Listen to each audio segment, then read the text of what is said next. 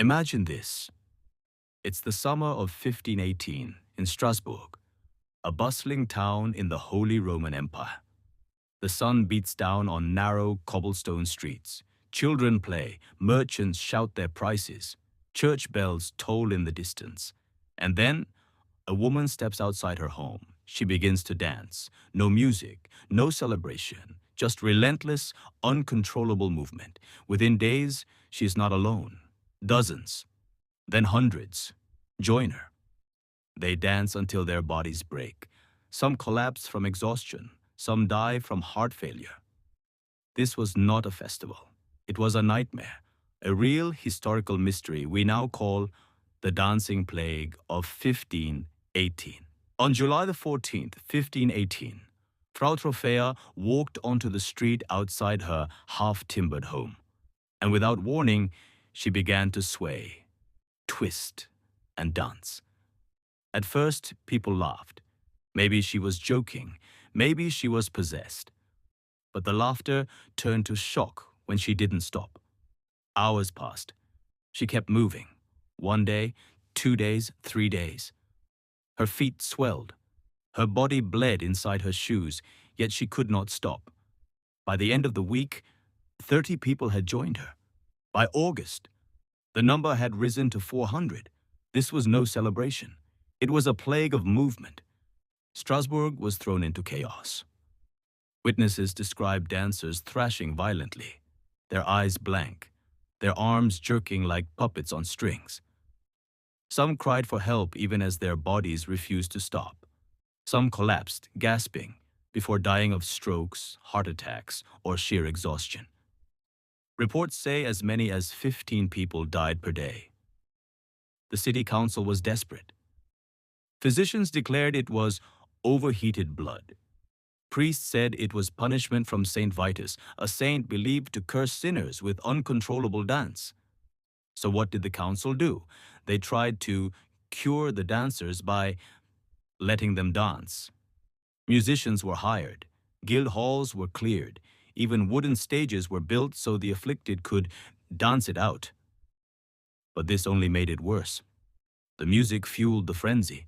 The streets became a grotesque festival of agony. When the city realized the madness wasn't stopping, they turned to religion.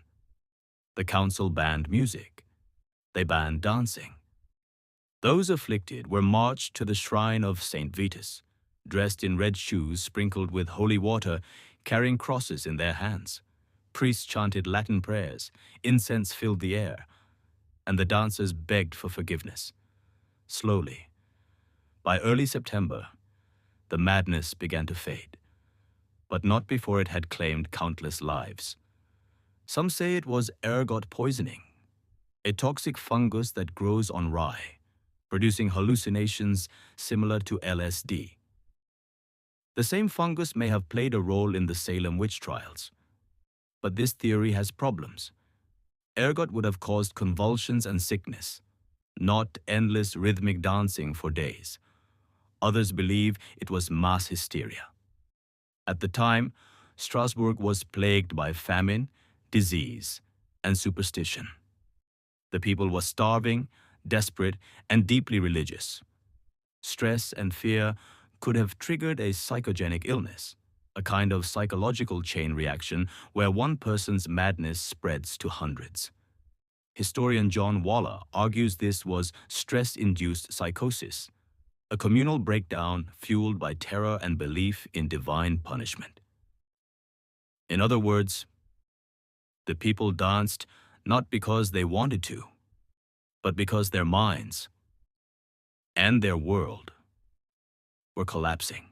The dancing plague of 1518 wasn't the first.